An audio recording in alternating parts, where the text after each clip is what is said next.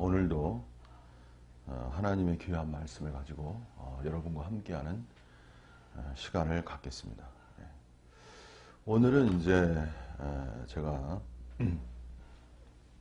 새 창조화의 역사에 대해서 여러분에게 말씀드리겠습니다. 일단은 제가 지난번에도 계속 말씀드리고 있지만 구약을 한마디로 말해라, 이렇게 한마디로 말해야 일종의 정의가 쉽게 되거든요. 그래서 구약의 주로 강조점이 뭐냐면 이제 율법이라고 말할 수 있어요. 하나님의 말씀을 지키는 것, 이것이 구약의 하나의 중요한 요소라고 할 수 있습니다. 그러면 신약은 무엇이냐? 신약은 여러 가지로 말할 수 있는데요, 그 구약의 율법의 완성의 의미죠. 그래서 신약은 율법을 완성시키는 의미로서의 서로 사랑하라, 이것이 중요한 항목이 되겠습니다. 그래서 예수님께서 이제 사람들이 무엇이 가장 큽니까? 이렇게 말했을 때 먼저 주 하나님을 사랑하는 것과 내 이웃을 내 몸처럼 사랑하라, 이 두 가지 계명이 가장 크다고 말씀하셨죠. 그리고 예수님의 그 사역에서 나중에도 이제 유언 같은 이제 말씀을 하시죠. 요한복음 17장에 가서 그 장면에서도 이제 중요한 것이 하나됨하고요, 그 다음에는 서로 사랑하라는 그 관점입니다. 그래서 신약은 사도 바울도 그렇고, 그 다음에 이제 특히 사도 요한도 사랑에 대해서 많이 말씀하시죠. 그래서 신약은 한마디로 또 얘기하라 그러면 이제 사랑이라고 말할 수 있습니다. 자, 그러면 구약의 율법과 신약의 사랑. 자, 성부는 이제 율법을 말씀하신 거고, 성자는 사랑을 말씀하신 거죠. 그러면 제3위격인 성령은 무엇을 말할까? 이렇게 이제 제가 말씀을 드려야 여러분이 이게 그렇게 쉬운 건 아니다, 이런 느낌이 들죠. 삼위이기 때문에 각각의 사역의 특성이 다릅니다, 여러분.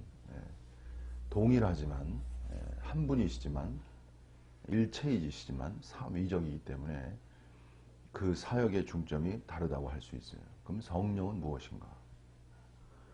성령은 창조의 역사입니다.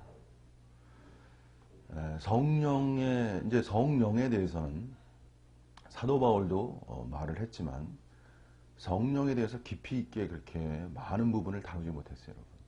성령은 여전히 비밀스러워요, 여러분. 그래서 성령이 열려야만 하나님의 사역이 완성되는 겁니다. 그래서 성령 사역을 이해한다는 건 결코 쉬운 일이 아닙니다. 많은 신학자들이 성령론을 쓰려고 했지만 제대로 된 성령론을 쓰기가 어려워요. 왜? 그야말로 성령론은 비밀 중에 비밀이기 때문에 그렇습니다. 근데 오늘 저는 분명히 말씀드릴게요. 성령은 새 창조의 사역자이십니다. 그래서 여러분, 성령을 이해하려면 중요한 단어, 창조라는 단어를 이해하셔야 돼요. 제가 누누이 말씀드리지만 하나님께서는 원창조, 이 물질적인 보이는 세계를 창조하신 것은 보이지 않는 초월적 존재로의 하나님의 세계를 확장하기 위해서 이 원창조를 이루신 거예요. 다시 말씀드리면 인간은 이렇게 존재로 태어났잖아요, 육체를 가지고. 이 존재가 새로운 존재로 새 창조화되는 것, 그것이 하나님의 갈망이십니다. 그것이 하나님의 뜻이에요. 그래서 기독교를 이해하시려면 여러분, 율법, 성부가 주신 율법의 세계와 성자를 통한 사랑과 성령을 통한 창조의 세계를 이해하셔야 돼요. 여기서 창조라는 단어를 제가 말씀드릴 때 하나님의 세계는요, 그냥 창조가 아니고 무한 창조의 세계예요. 여러분, 새 예루살렘, 새 하늘, 하나님의 그 천국이라는 개념이 있잖아요.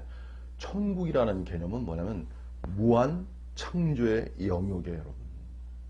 무한 창조의 영역이라는 건 제가 다시 다른 말로 표현해 드릴게요. 그것은 무한 새로움의 영역이에요. 여러분, 인생에서 인간들이라고 해서 사람들이 궁극적으로 추구하는 것은 뭐냐면요, 새 창조예요. 새로움을 추구하는 거예요. 여러분, 드라마 보세요. 저는 참 드라마를 자주 보지는 않지만 예, 여자분들은 드라마를 아주 그냥 뭐 재밌게 보잖아요. 예? 뭐 과거적인 것도 보지만 뭐 새로운 거 그냥 아주 그냥 드라마에 푹 빠진 사람들이 왜? 그게 뉴 스토리잖아요. 새로운 이야기가 계속 나오는 거예요. 그 재방송은 누구나 뭐 이렇게 보려고 하겠습니까? 뭐 축구도 마찬가지고 모든 것이 다 새로운 것이잖아요. 새로운 것이 인간에게 희망을 주고 인간에게 기쁨을 주는 거예요. 인간에게 소망을 주고 예?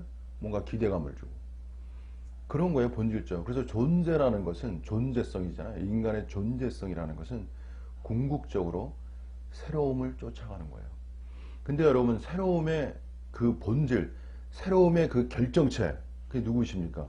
그것이 바로 하나님이세요. 하나님은 어떤 분이세요? 하나님은 늘 새로운 분이세요. 그분은 무한의 하나님이시고요. 늘 새로운 하나님이십니다. 그래서 그리스도인들의 특징은 뭐냐면은, 그리스도인의 특징이 뭐냐면, 하나님을 닮아간다는 것은 뭐냐면요. 제가 달리 표현할게. 하나님을 닮아간다는 것은 하나님을 따라 무한 창조의 길을 가는 거예요. 그리고 무한 새로움의 길을 가는 거예요. 이것이 그리스도인의 본질입니다, 여러분. 오늘 그리스도인은 경건주의화 돼가지고 윤리주의로, 윤리와 경건이 나쁜 것이 아니에요, 여러분. 그것이 야만적이고 비윤리화된 그 세상 속에서는 너무나 중요한 거죠. 중세교회가 큰 몫을 차지했던 건 뭐냐면, 중세시대는 그 당시 모든 사회가 거의 야만이에요, 야만. 네. 지금은 말리 이 시대가 윤리화된 시대예요, 여러분. 도덕화되고. 지금 우리 뭐 청문회도 하고 뭐 조그만 흠집 있어도 막 그냥 공격하잖아요, 여러분. 지금 시대는 많이 윤리화된 시대라고요. 그러나 중세교회는 그 당시는 인간이 야만적이에요, 여러분. 전쟁하는 거 보세요. 많은 사건들 보면 지금 생각하면 뭐 상상할 수 없는 것도 많아요, 여러분. 그 중세가 강한 하나님의 도덕성, 진리성 앞에 모든 야만성, 특히 미신적인 것, 야만적인 것, 이런 것을 종말화시킨 것, 그것이 바로 중세 교회의 위력이라는 거예요, 여러분. 현대에서 뭐 카톨릭은, 개신교는 뭐 카톨릭을 뭐 이단적으로 취급하고 아무것도 아니라고 그러지만 시대별, 하나님의 역사는 시대별이에요, 여러분. 시대 단계별로 역사할 수밖에 없어요, 하나님은. 신관도 단계별로 계시될 수밖에 없고요. 교회도 단계별로 전진할 수밖에 없는 거예요. 그래서 중세는 그 당시의 빛이었습니다, 여러분. 중세의 교회가 있었기 때문에 그 당시 하나님의 빛이 있었던 거예요. 그래서 당시에 많은 야만성이라든가 비윤리성, 이러한 모든 것들이 중세 교회를 통해서 다 통제받았던 거예요. 그래서 교회가 그 당시에 빛이었습니다. 그만큼 뭐 하나님은 결국은 뭐냐면, 인간이라는 것은 다시 본론으로 들어가면요, 존재가 뭐냐면 새 창조하는 존재로 나아가야 돼요. 그래서 예수님께서 자신을 뭐라고 말씀하셨어요? 바로 새 포도주라고 말씀하셨잖아요. 여기서 제가 또 한 가지 말씀드릴게요. 사람이 새로운 존재와 창조화 되기 위해서는요, 그 사람의 정신세계, 가치관의 세계가 날마다 새로워야 돼요. 그리스도인은, 하나님은 그분 자신이 무한 새로움이기 때문에 하나님을 따라가는 사람은요, 그 정신세계가 항상 새로운 가치관으로 계속 유입되는 거예요, 여러분. 정신이 항상 새로운 거예요, 여러분. 정신이 새로워야만 새로운 생활이 나올 수 있어요, 여러분. 그것이 하나님 세계의 특징입니다. 기독교는 지금 제가 말한 이러한 것들을 다 잃어버리고 있어요. 제가 말한 이러한 설교도 없어요, 여러분. 그냥 거의 다 윤리화된 설교, 생활화된 설교, 특히 뭐 기쁨, 위로를 주고, 그리고 제대로 교회 생활하고, 성도 생활하라, 성도의 생활의 길을 가라, 이 정도지 이러한 창조의 본질적 얘기는 별로 얘기하지 않습니다. 자, 어쨌든 창조를 위해서는 새로운 가치가 항상 열려야 돼요. 이 세상에서 우리가, 기독교는 세상을 막 정죄하잖아요. 뭐 속세적이고 현세적이라고. 근데 세상은 그 지향성이 새로움이에요. 제가 누누이 말씀드리지만. 세상은 급격하게 변하고 있어요, 여러분. 미래로 향해 나가. 왜냐하면 세상은 미래로 발전할 수밖에 없는 요인이 뭐냐면, 세상 속에서 이겨나가려면, 세상에서 도태되지 않으려면 미래적이어야 돼요, 여러분. 미래 혁신적이어야 돼요. 기업도 마찬가지예요. 미래 혁신적이지 않으면 그냥 도태되는 거예요. 그냥 망하는 거예요. 그러니까 오히려 세상이 더 진취적이고 더 새창조적이에요, 여러분. 역을 알아야 돼요, 여러분. 근데 교회는 뭐예요? 교회는 오히려 과거로 돌아가잖아요. 과거로 돌아가요. 순수 때문에. 예? 순수가 나쁜 건 아닌데, 왜 하나님의 세계는요, 여기서 중요한 것이 있습니다. 하나님의 세계는, 하나님은 어떤 존재성이냐? 하나님의 그 본체성은 뭐냐면, 하나님은 미래적 존재성을 가지신 거예요, 여러분. 하나님은 지금까지 하나님에 대해서는 다 하나님이 계시냐 안 계시냐를 많이 얘기했잖아요. 하나님이 살아계시냐 안 살아계시냐, 존재하시냐 존재하지 않으시냐. 이거에만 다 몰두해 있어요. 그러니까 기독교가 파워가 없는 거야. 그거 어떻게 증명할 거예요? 이 땅에 유일하게 최고의 신관, 하나님 자신은 어떤 분이냐면 미래적 존재자이시에요, 여러분. 그게 무슨 소리냐면 그분은 항상 어디를 향해 있어요? 미래를 향해 존재하신다고, 하나님은. 이것이 놀라운 신관이에요, 여러분. 기독교가 최고의 신관을 가지고 있는 거예요. 인간은 어떤 사람이 발전합니까? 미래적 존재로 자신을 존재화할 수 있는 사람이 발전하는 거예요. 과거적 존재, 현재적 존재에 머물러 있는 것이 아니고 아직 오지 않은 미래적 존재를 향해 나아가는 사람, 그 사람이 발전하는 거예요, 여러분. 하나님의 세계는 미래성입니다, 여러분. 성령은 창조성이고 두 번째 중요한 게 미래성이에요, 여러분. 기독교의 위대성은 미래성입니다, 여러분. 천국이라 소망이라는 것이 너무 오염화돼가지고 뭐 천국 소망, 천국을 뭐 바라고 이런 거. 근데 천국이라는 개념이 본질이 뭐냐면 미래성이에요, 여러분. 천국이라는 건 미래성이잖아요, 여러분. 여러분, 내일이 열려야 되는 거예요, 내일이. 죽은 다음이 열려야 돼요, 여러분. 인간이 죽음 사후가 열려야 현세가 능력 있게 나갈 수 있는 거예요, 여러분. 기독교의 강력한 파워는 사후를 열어준 거 아닙니까? 그게 내세관이잖아요. 그래서 내세관이 가장 높은 세계가 최고의 종교관을 갖는 거예요, 여러분. 그래서 기독교만이 제가 볼 때는 불교는 내세관이 강한 종교가 아니에요, 여러분. 불교는 현세관이 집중화된 그 종교성이라고 해야 되나? 화이트해야 되는 최고의 철학이라고 그랬잖아요. 왜냐하면 종교적 관점에서는 불교가 조금 부족한 게 있어요, 여러분. 완전 구원 관점이 아니기 때문에, 깨달음의 영역이기 때문에. 근데 불교는 현세적 관점이잖아요. 현세 어떻게 고통을 돌파할 거냐, 여기에 초점이 있는 거지 미래적 관점이 아니에요. 미래는 오히려 형이상학적 관점이기 때문에 불교는 이걸 별로 사유하려고 하지 않아요. 왜? 보이지 않는 세계, 아직 오지 않은 세계죠. 근데 놀라운 세계는 뭐냐? 기독교의 위대성은 뭐냐? 미래성이라는 거야, 여러분.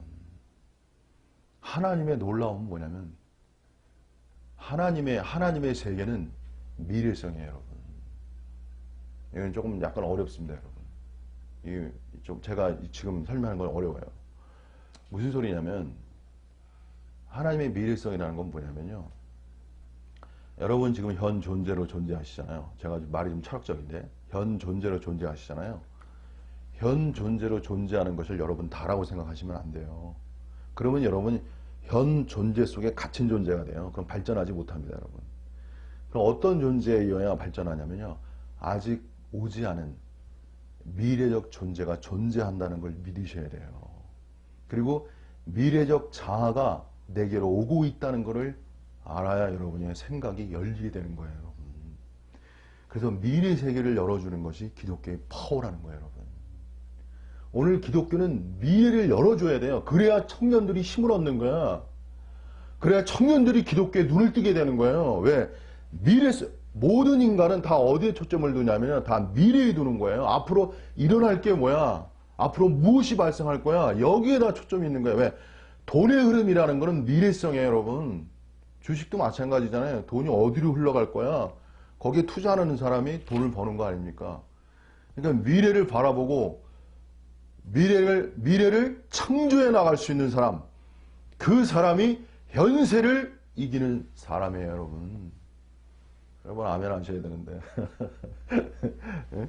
아멘입니다, 여러분. 정말로. 그래서 여러분은 이런 생각을 하셔야 돼요.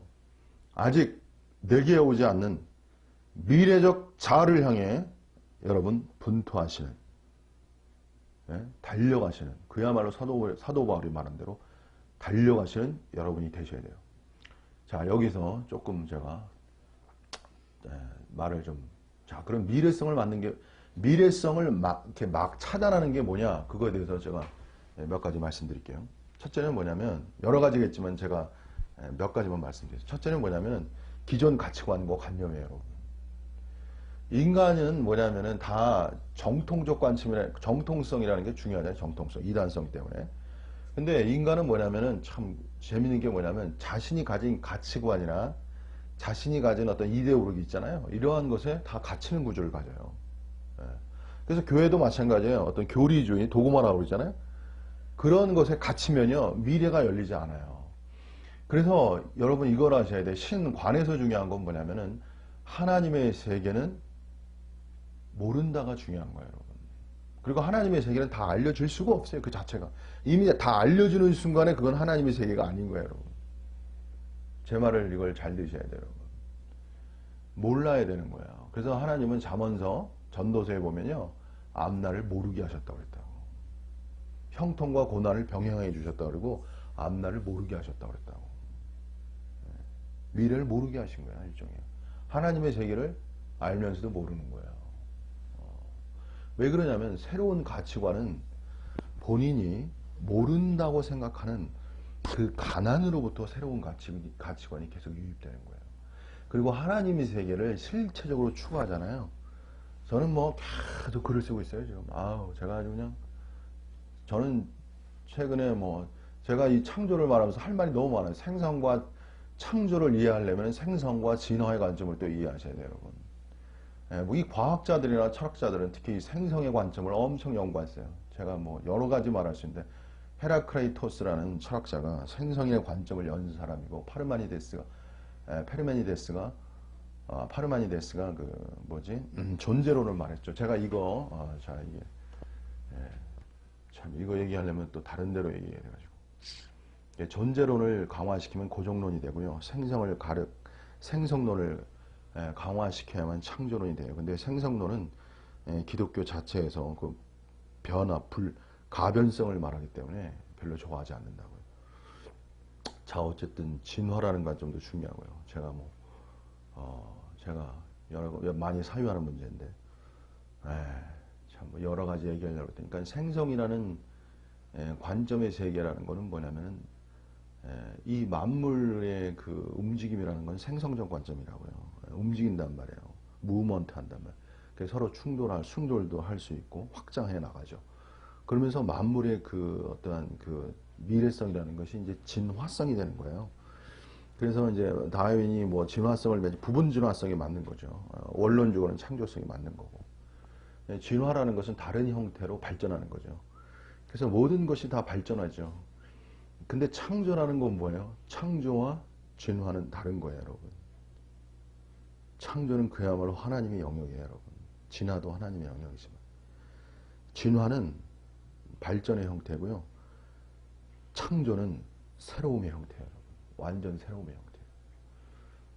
발전적 개념이 아니에요.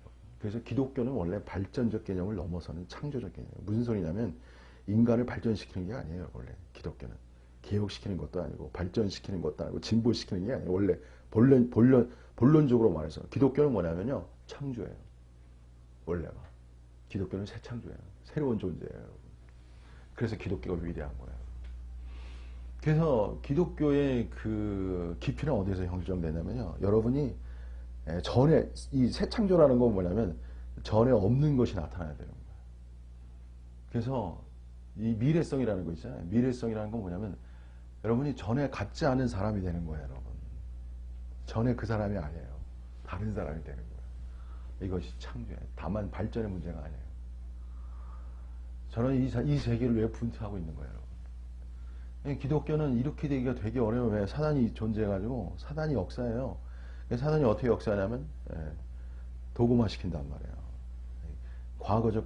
과거적 가치관에 갇히게 하는 거예요. 어떤 사람은 설교를 하면 나름대로 노력하는데 제가 가만 보면 옛날 거 그대로 얘기하고 있어요.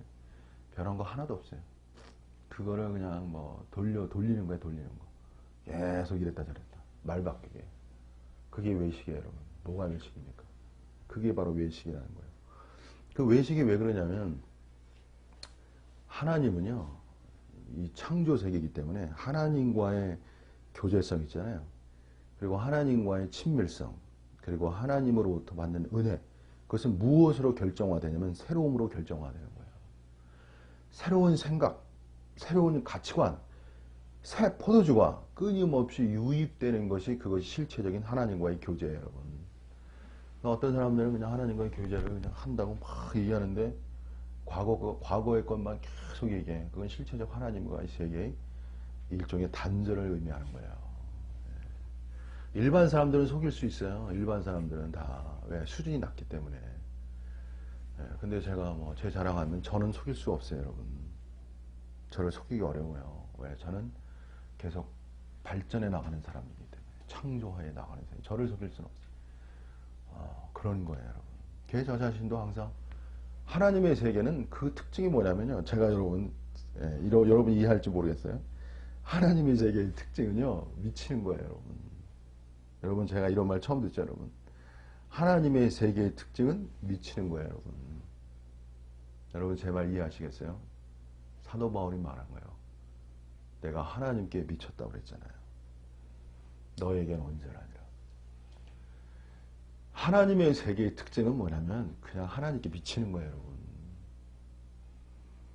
그래서 스피노자 같은 사람은 하나님께 취한 사람이라고 그랬잖아요. 하나님께 취한 사람이라고.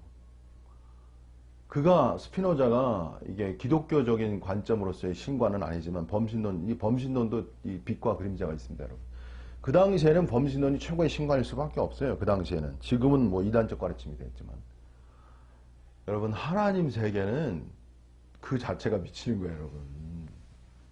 그 무슨 소리냐면 하나님은 인간을 완전히 매력화, 매혹화시키는 존재성이에요, 여러분. 인간에게는요, 이 꺼지지 않는 불이 있어요. 그게 어떤 불이냐면 무한을 향한 열정이에요. 무한을 향한 열정. 인간은 계속 비워져, 이렇게. 제가 가끔 이렇게 자연을 보잖아요. 요새 캠핑 문화가 아주 발전되어 있는데 자연도 많이 나가는데 사람들이 자연 보면 좋아요. 계곡도 있고 바다도 있고 뭐 산도 있고 풀도 있고 뭐 요새 꽃도 많이 피잖아. 얼마나 좋아요, 그죠? 근데 그거 순간이야. 그거 한 5분? 그러고 나면 또 인간의 마음이 어떻습니까? 또 공허해, 이렇게 공허해져요. 또 다른 새로운 걸 추구해 나가야 된다고. 하나님의 세계가 뭐예요? 무한 세계예요. 하나님의 세계가 인간의 비어진 마음을, 가난한 마음을, 우울함. 인간의 요새 이 어려운 게 뭐예요? 우울이잖아요, 우울. 인간. 특히 여성분들 우울 많이, 감정이 너무 예민하셔가지고 우울에 많이 걸리시잖아요. 우울과. 특히 사단이 역사하는 가장 키포인트가 허무와 무아라는 관점. 여러분, 무아를 잘 이해하셔야 돼요. 무아라는 세계가 창조의 세계와 역행하는 거예요. 창조의 세계는 하나님의 세계고요. 무아의 세계는 사탄의 세계예요. 여러분, 자살하는 거 있잖아요. 자살은 무아예요, 무아. 무아를 심는 거예요, 사단이. 그래서 자살하는 거예요, 여러분. 창조가 들어가면 자살할 수가 없어요. 할 일이 있는데 어떻게 자살할 수 있어요? 목표가 있는데, 미래가 열리는데. 자살은 왜 하냐면 미래가 열리지 않아요. 창조가 열리지 않아. 거꾸로 가는 거예요. 무아, 아무것도 없으면 없음으로써 행복하려고 그러는 거야. 그것이 사단의 거짓된 속임이에요, 여러분. 여러분, 제 유튜브 보면서 자살하는 분도 있을 거야. 이 세상에 너무, 제가 어느 날 갑자기 일어나면 젊은 사람이 자살해 있더라. 제가 깜짝깜짝 놀라요. 너무 불쌍한 이야기예요, 여러분. 기독교는 미래를 열어줘야 되고, 창조를 열어줘야 돼요. 희망을 줘야 돼요. 자, 그래서, 제가 너무 이제 많은 얘기 하는데, 그래서 어떤 도구마에 갇히는 것. 이것이 하나의 문제가 되는 거예요. 제가 짧게 얘기하겠습니다. 뭐 길게 얘기할 수는 없고. 그래서 항상 그리스도인은요, 뭐냐면 항상 대화처럼 마음이 열려있는 자예요, 마음. 여러분, 마음의 세계가 엄청 중요한 겁니다, 여러분. 마음이 있어야 하나님의 세계를 받아들일 수 있어요. 인간은 마음으로부터 모든 걸 받아들일 수밖에 없는 존재예요, 여러분. 자연도 마음으로 받는 거예요. 신도 하나님의 세계도 마음으로 받는 거예요. 그래서 자신의 마음이 어떠한 존재인가를, 어떠한 상태인가를 여러분이 주의하셔야 돼요. 그래서 마음은 태평양처럼 일종의 열려 있어야 돼요, 여러분. 개방적이어야 돼요. 그래서 하나님을 향한 사람들은 마음이 넓어질 수밖에 없어요. 왜? 하나님의 그 신관 자체가 무한적이기 때문에 닿지 않습니다, 여러분. 그렇다 아무거나 받는 건 아니에요, 여러분. 아무거나 받는 게 아니에요. 또 분별해야 돼. 왜? 너무 거짓된 것이 많기 때문에. 자, 그래서 새로운 가치관, 새 포도주로 계속 유입받는 것이 그것이 실체적인 하나님 세계와의 교제가 열린 거예요. 근데 어떤 사람은 뭐 계속 과거적 가르침, 어떤 사람뿐만 아니라 거의 다 모든 기존 옛날에 있던 단체도 그렇고 계속 거기에 거짓된 거예요. 인간의 생명성은 뭐냐면요. 사람의 생명성은 새로운 것을 끊임없이 받아야 이게 생명화가 되는 거예요, 여러분. 과거의 것을 가지고 있으면 생명화가 안 되는, 그게 외식이에요, 외식. 거짓된 거예요, 여러분. 자, 여기까지만 말하겠습니다. 자, 두 번째는 새 창조화를 차단하는 것이 뭐냐면 영성이에요, 영성. 기독교 영성. 기독교 영성이라고요. 자, 이렇게 말하면 완전히 반대되는 얘기죠, 여러분. 기독교 영성은 새 창조화를 일으키려면요, 중요한 게 뭐냐면 현실의 돌파성입니다. 현실을 돌파해야 되는 거예요. 여러분, 현실 돌파가 중요한 겁니다. 내 영성은, 기독교 영성은 현실 돌파라는 게 약해요. 그냥 현실을 그냥 부인하죠. 그냥 현실을 넘어가고 싶어, 그냥. 왜? 내세에 집중화가 되어 있기 때문에. 그래서 현실성을 상실해버려, 영성이. 중요한 건 뭐냐면, 인간은요, 현실성이 강화될 때 얻는 특징이 있어요. 그게 뭐냐면, 사람이 유능해지는 거예요, 여러분. 영성이 오히려 사람을 어떻게 만들어요? 무능력하게 만드는 거야. 이게 영성의 어둠이라는 거예요, 여러분. 그게 무능력화가 일어나. 무기력. 얼마나 이게 참. 그러니까 옛날에 아니라 정글의 법칙에서 호랑이가, 현실성 아닙니까? 먹고 살려고 그러니까. 토끼 잡으려고. 3할이라고요, 3할. 토끼 잡을 수 있는 거 3할이에요, 3할. 제가 야구 보면서 재밌는 게 뭐냐면, 야구 그 타율이 3할 때거든요. 재밌어요, 여러분. 제가 생각해보니까. 야구 타율 때가 4할이면 진짜 최고의 타격이에요, 타수예요, 타수. 3할 때도 잘 치는 거예요, 여러분. 3할 때가, 원래. 근데, 이 호랑이가 뭐 현실성 안에, 현실성으로 막 토끼를 잡으려고 해야 이 호랑이의 가죽빛이 빛나면서, 눈빛이 빛나면서 살아있잖아요, 여러분. 여기에요, 그리스도인의 영성이 오히려 현실성을 상실케 하는 것이 현재의 기독교의 어둠화예요, 여러분. 기독교는요, 현실을 돌파하는 거예요, 여러분. 여기서 제가 한 가지 말씀드릴게요. 사도 바울의 말씀인데, 에베소서 4장 28절에 도둑질하는 자는 다시 도둑질하지 말고 돌이켜 빈궁한 자에게 구제할 것이 있기 위하여, 그 다음까지 중요해요. 제 손으로 수고하여 선한 일을 하라. 현실성을 키우려면요, 제 손으로 일하는 걸 배워야 되는 거예요, 여러분. 자기 손으로 일하는 걸 배워야 해요. 오늘날 교회의 타락은 어디냐면은, 교회의 어둠하는 여기 어디냐면은 꽁돈, 꽁밥 먹으려고 하는 거예요, 여러분. 제 손으로 일하지 않는 거예요. 세습이 왜 나쁩니까, 여러분? 세습하는 게. 그게 꽁돈이에요. 제 손으로 일하지 않고. 쉽게 벌어먹으려고 하는 거예요. 그것이 바로 도둑질이라는 거예요, 여러분. 그러니까 어떤 사역자는 자기가 도둑질하지 말라고 하는 거 자기가 도둑질하고 있어. 이게 어둠이라는 거야. 영성주의자는 자신의 어둠을 몰라요. 그러니까 율법주의자들이 율법을 지키라고 말해놓고서 자기는 안 하는 거예요. 똑같은 거예요, 여러분. 도적질인데 자기가 도적놈이야. 자기가. 근데 자기가 도적놈인 걸 몰라요. 왜? 어두워져서. 영이 어두워져서 그런 거예요, 여러분. 제가 오늘 정직한 말을 하는 거예요. 솔직한 말을 하는 거고. 원래 이런 말도 하지 말아야 되는데. 멸망당하려면, 그러니까 사랑하니까 말하는 거예요. 사랑하니까. 깨우치라고. 제가 이렇게. 자, 그래서 중요한 건 뭐냐면, 제가 그랬습니다. 정윤훈 목사의 정윤훈 목사가 영성주의잖아요. 그죠? 저는 일도 뭐 게으른 사람은 아니었어요. 정말 수십 년간 일했습니다. 제가 어려운 일을 했어요. 방앗간이라. 근데 제가 시간이 지나서 영성주의가 되다 보니까, 현실성이 상실하다 보니까 어떤 사람이 되냐면, 열심히 일했는데 나중에 무능력한 사람이 되더라고. 지금은 제가 엄청 게으르지 않아요. 엄청 게으르지 않다기보다도 자신을 쳐요. 제 몸을 친다고요. 피곤하잖아요. 돈 번다는 게. 아침에 일어날 때 너무 피곤해요. 그래 쳐야 돼 몸을. 자기가 몸이 여러분 사도 바울이 자기의 몸을 쳐 복종케 한다고 했잖아요. 그게 무슨 상황이냐면요, 여러분. 사도 바울이 그런 상황, 여러분 매일 노는 사람이 자신의 몸을 치겠습니까, 여러분? 매일 놀고 땡땡이 깐다고 그래야 되나? 그래도 인간은 그 게으름이 익혀가지고 참 인간은 어려운 존재예요. 사망의 몸이라. 그래서 사실은 영성이라는 건 사망의 몸을 돌파하는 이야기예요, 여러분. 원래가. 그래서 자기 몸을 돌파하는 것이 진정한 영성의 길이에요. 제가 관념화라고 그랬잖아요. 관념화가 돌파되기 위해서는 믿음의 영역이 있고요. 믿음의 영역에서 중요한 것은 자신의 몸을 돌파하는 영역으로 들어가야 돼요. 오늘 많은 고봉 많은 얘기 사람들 하는데 관념화가 된다면 자기 몸 하나를 돌파하지 못해요. 사도 바울의 고린도후서 9장에 자기의 몸을 make my body my slave라는 뜻이잖아요. 나의 몸을 나의 종으로 만든다는 뜻이에요. 몸을 쳐 복종케 한다는 뜻이에요. 그 영어 성경에 보면은 오늘 이 실체가 일어나야 되는 거예요. 원래가 이 실체가. 그래서 저는 뭐예요? 제 자신과의 분투와 싸움이에요. 영성이라는 건 그냥 얻어지는 게 아니에요. 무슨 거룩이나 무슨 윤리화를 이루는 게 아니에요, 여러분. 영성은 치열한 거예요, 원래가.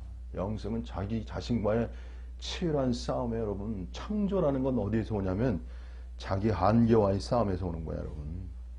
내게 능력 주시는 자에서 내가 모든 것을 할 수 있느니라. 그 상황은 사도 바울이 도저히 헤쳐나갈 수가 없어. 한계 상황에 직면한 거예요, 사도 바울이. 그렇게 해서 말하는 거예요, 여러분. 그냥 멋있으라고 말하는 게 아니라고요.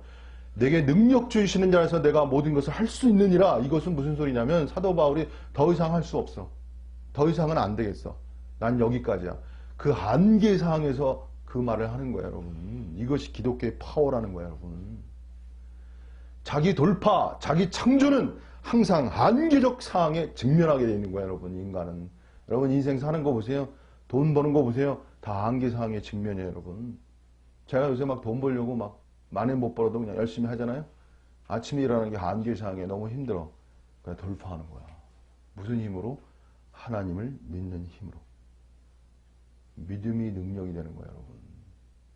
이거 실체 이야기죠. 그냥 교회 가서 관념적이고 그냥 추상적이고 환상적인 그러한 얘기를 들으면 여러분 정신 차리겠습니까?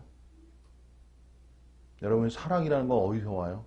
창조에서 오는 거예요. 여러분 여기서 사도 바울이 제 손으로 수고하여 선한 일을 하라. 제 손으로 수고하는 게 뭡니까?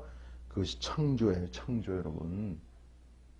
손이라는 건 일하는 거 아닙니까? 상징적으로. 손으로 일하는 거잖아요. 다 손으로 하잖아요. 일. 창조예요, 여러분. 여러분의 거짓 영성에 사로잡힌 무능력을 돌파하셔야 돼요, 여러분.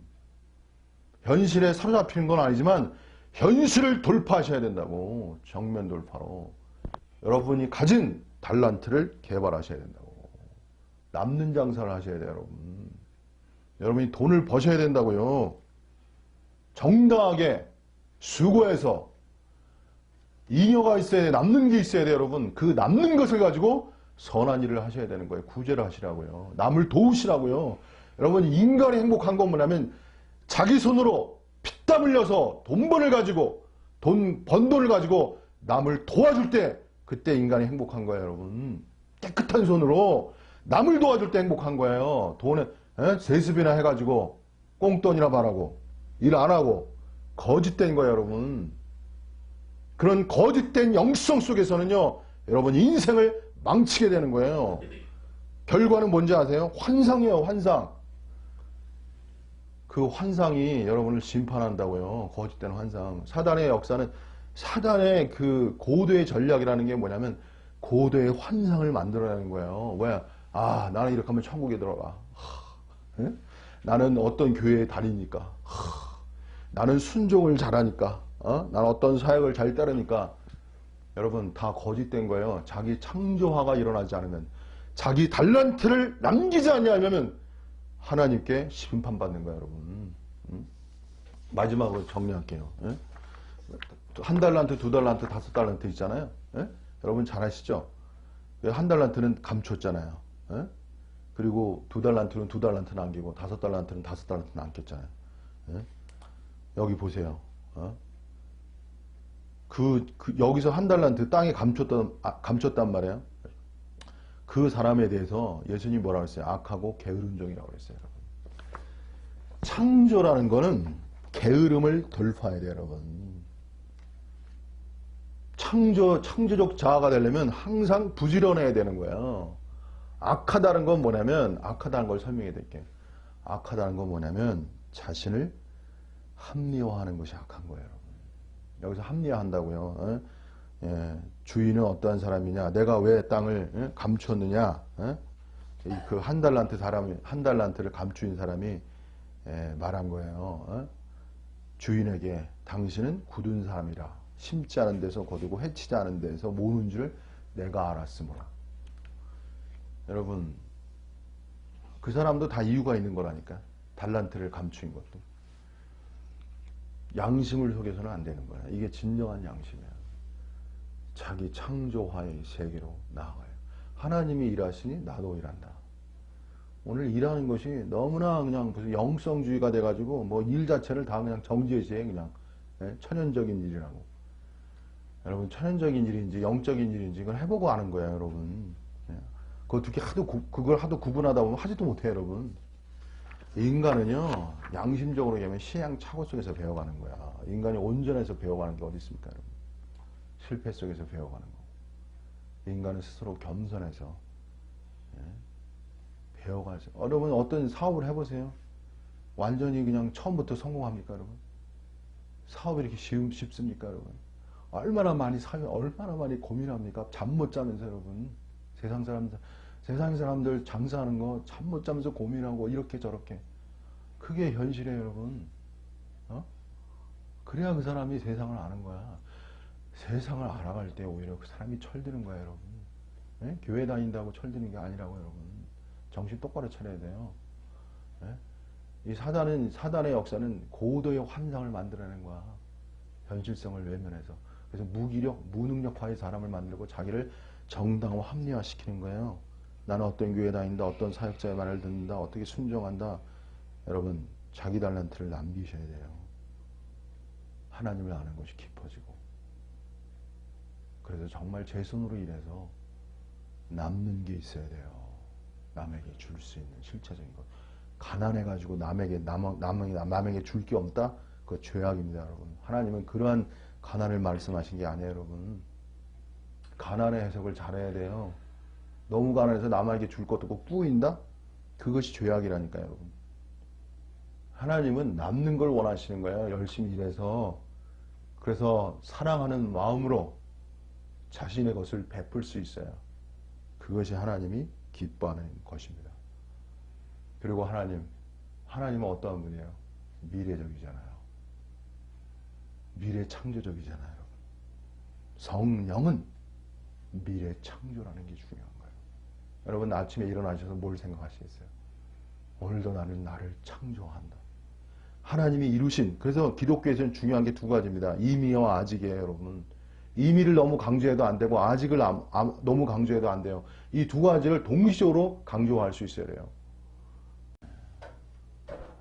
그래서 기독교 영성은 비치면서 동시에 어둠을 산출하는 이중적 관점을 알아야 돼요. 여러분이 가난이라고 말할 때 이 가난이 오히려 사단이 활용한다는 것도 알아야 돼요. 이것이 미래적 진리의 가르침입니다. 그래서 여러분이 정신 차려야 돼요. 창조하는 사람은 정신을 차려야 돼요. 어떤 사람이 정신 차립니까, 여러분? 군인 정신이 정신 차리는 거예요. 군인 정신. 왜? 적이 있기 때문에. 그 경계 쓰잖아요, 항상.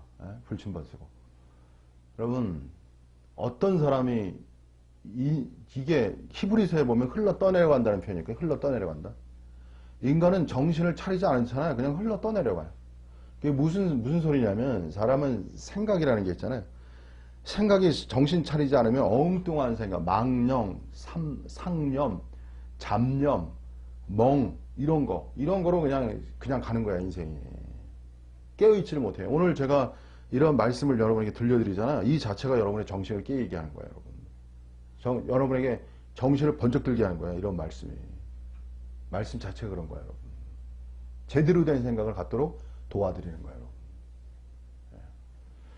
그래서 제가 뭐 여러 가지로 말씀드렸지만 새 창조의 역사를 이루기 위해선 여러분이 끊임없이 미래 창조주이신 이 단어가 중요한 겁니다.